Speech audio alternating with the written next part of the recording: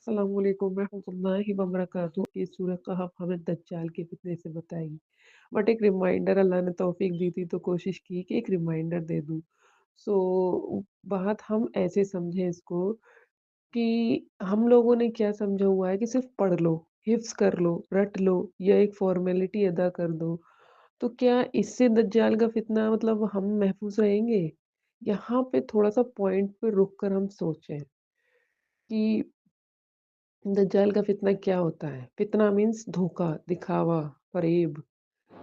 تو دجال کا فتنہ جو ہمیں لگتا ہے، جتنا ہم جان پائے، تو مجھے تو لگتا ہے شروعات ہو گئی ہے، کیونکہ آج ہم اپنی لائف کی ایک ایک پوائنٹ کو اٹھا کر دیکھیں، ہمارے معاشرے کا کھانا پینا، رہنا، ٹرینڈ، فیشن، ہمارے ٹریڈیشن، ہر چیز میں فتنہ ہے۔ ہمیں حدیثیں بھی ملتی ہیں، ہمیں بہت پروف دیکھنے پڑتے ہیں کہ آج کیا ہو رہا ہے، ہماری حدیثیں کیا کہہ رہی ہیں۔ تو غور و فکر کریں تو یعنی کہ فتنہ شروع ہو گیا ہے۔ آج شراب پینا، زنا کرنا، جھگڑے کرنا، لوگوں سے ناراض ہو جانا، یہ کوئی بھی بات بری نہیں لگتی۔ لون لے رہے ہیں، وہ سب چیزیں اتنی عام ہو گئی ہیں کہ ایک نئے بندے کو پہچاننا مشکل ہے کہ فتنہ ہے کیا اور ہمارا دین کیا کہتا ہے۔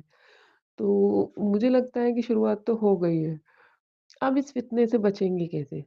کہا جاتا ہے دجال کا فتنہ ایسا ہوگا کہ سچ سچ ہی نہیں لگے گا، جھوٹ سچ لگے گا اور سچ جھوٹ لگے گا، اور اس کو پہچان اور پرکھ صرف وہی لوگ کر پائیں گے جن کے اندر اعلیٰ ایمان ہوگا، خالص ایمان ہوگا، یہ بتاتے ہیں حدیث۔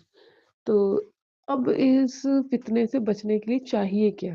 آج کے دور میں بھی ہم دیکھیں تو ہمیں بڑی عقل لگانی پڑتی، عقل، سینس۔ کوئی بھی مسئلے کو آپ اٹھا کر دیکھ لیں، فار ایگزامپل شراب ہے، لونز، ہر بات کے لیے لوگ لونز لے رہے ہیں، زنا کتنا عام ہو گیا ہے، بے پردگی کتنی عام ہو گئی۔ جب ہم ان باتوں کو سوچیں تو ہمیں کتنا غور و فکر کرنا پڑتا ہے کہ حدیث کیا کہہ رہی ہے اور یہ کیا چل رہا ہے، تو کتنا لوگوں سے آرگیومنٹ کرنے پڑتے ہیں۔ تو سوچیں دجال کا جو اصلی فتنہ ہوگا اس کے لیے ہمیں کتنی عقل چاہیے، عقل، شعور، انٹیلیجنٹ، سینس۔ تو یہ سب کیسے آئے گی؟ صرف ہم عربی میں قرآن پڑھ لیں یا حفظ کر لیں یا رٹے لگا دیں یا جمع کر دیں اپنی پڑھائیوں کو، کیا اس سے یہ پاسبل ہے؟ یہاں ٹھہر کے سوچنا ہوگا۔ تو میں نے ایک سینس ڈیولپ کیا ہے کہ ہمیں کیا کرنا ہوگا۔ ہمیں اپنے ایمانوں کو اسٹرونگ کرنے کے لیے اپنی نفس، جو ہماری نفس ہے نا، وہ دنیا دار ہے، اس کے اوپر اللہ کے ذکر کی چادر اتنی لادنی ہے کہ ہمارا یہ نفس پاک ہو۔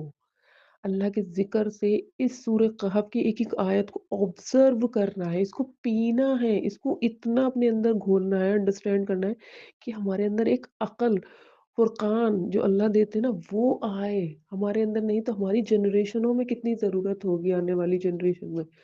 تو میں بس یہی چیز ریمائنڈ اپ کرانا چاہتی ہوں کہ ہمیں صرف پڑھنا نہیں ہے فارمیلٹی والا، یا صرف سمجھ لیے ایک دوسرے کو سکھا دی، نہیں، ہمیں اپنی عقل کو، سینس آف ہیومر کو، اور اپنے سے زیادہ اپنی جنریشن کے لیے یہ کام کرنا ہے۔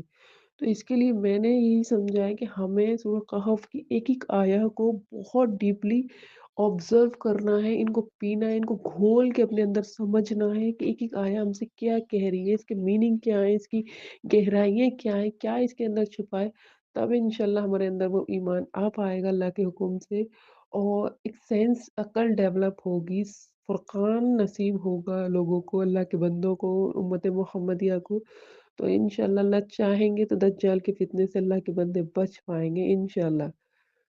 جزاک اللہ خیر۔ کہنے کا ان شارٹ ایک یہی مجھے فارمولا سمجھ آیا ہے کہ ہمیں اس سورہ کو، جو اللہ کہہ رہے ہیں دجال کے فتنے سے بچنے کے لیے ضرور ہمیں اس کو آبزرو کرنا ہے، ہمیں اس کو اپنی ایک ایک نس میں، ایک ایک رگ میں، اپنی نفس کے اوپر اس کو گھول کے پینا ہے، پلانا ہے، اس نیت سے کہ ہمارے ایمان، ہمارے یقین، ہمارے سینس کھلے، فرقان ہم سے زیادہ ہماری آنے والی جنریشنز کو نصیب ہو۔ آمین ثم آمین۔ جزاک اللہ خیر۔